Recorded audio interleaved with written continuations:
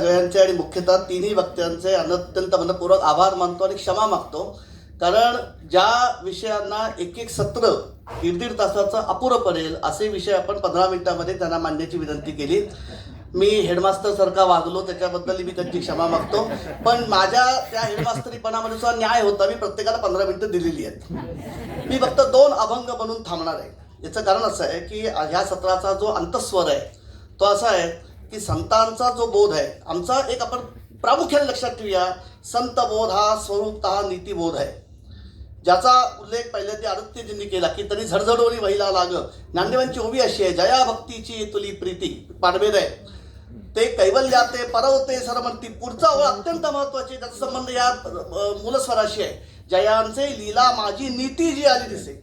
आमच्याकडे संत वाङ्मय भरपूर आहे, नीतीचा पत्ता आहे का? आज जी आमची दैन्यावस्था आहे त्याचं मुख्य कारण संतबोधातला गाभा नीतीचा जो आहे तो आम्ही अत्यंत म्हणजे सोयीस्करपणे बाजूला ठेवलेला आहे. मी 2 अभंग सांगतो थांबतो. भंपकपणा हा आपल्या जीवनाचा गाभा झालेला आहे.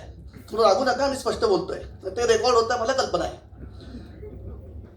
प्रपंच असो अथवा परमार्थ असो, दांभिकता हा आपला स्वभाव बनलेला आहे. दोन्हीचे आरसे संतांनी दाखवले, ते फक्त दाखवतो आणि थांबतो. पहिलं आपण पारमार्थिक कामाची सुरुवात करू. कारण पारमार्थिकांना एक असा काय पण म्हणून समज असतो की आम्ही समाज सुधारतोय. तुकोबांचा अभंग आहे, चाकाचा फटकारा मारावा असा अभंग आहे. महाराज असं म्हणतात, सदा सर्व काला अंतरी कुटील तेडे गळा माळ घालू नये. जासी नाही धर्म दया क्षमा शांती तेने अंगी विभूती लावू नये. जासी नाही कळले भक्तीचे महिमान तेने ब्रह्मज्ञान बोलू नये. ज्याचे मन नाही लागले हातासी तेने प्रपंचासी टाकू नये. शेवटचं चरण तुका म्हणे, जासी नाही हरिभक्ती तेने भगवे हाती धरू नये. गाथेमधला अभंग आहे हा, शेपक अभंग नाही. समोर आमचे शिवाजी महाराज बसलेले आहे. देहू संस्थानने 2008 साली तुकोबारायांच्या चतुर्जन्म शताब्दी निमित्त जो संशोधित गाथा तयार केलाय त्याच्यामध्ये हा अभंग आहे. कुणी शंका घेऊ नये. हे झालं पारमार्थिकांचं. आम्ही प्रापंचिक सुद्धा तितकेच लबाड आहोत. ज्या सोयराबाईंचा उल्लेख वरदाताईंनी केला, त्यांची नणंद निर्मळा, अप्रतिम अभंग आहे. तो सांगतो थांबतो, म्हणजे मला बाकी काही बोलण्याची गरज नाही. चारित्र्य किंवा चरित्र हे चारित्र्याबद्दल निर्माण होतं आणि चारित्र्याचा आधार नीती आहे. आणि नीती यावी म्हणून आम्ही परमार्थ करावा असं म्हणतो. निर्मळाबाईंचा अभंग असेल तो फक्त 4 चरणाचा अभंग आहे. मी थांबतो. निर्मळाबाईंचा अभंग असा आहे, परमार्थ साधावा बोलती या गोष्टी. सगळे म्हणतात परमार्थ केला पाहिजे, पुरी नये हातवटी काही त्यांची, मात्र हातात काहीच येत नाही. परमार्थ करायचं म्हणजे नेमकं काय करायचं? शुद्ध भक्तिभाव नामाचे चिंतन हेची साधन परमार्था. निंदा स्तुती लज्जा मान अपमान वमना समान लेखारी.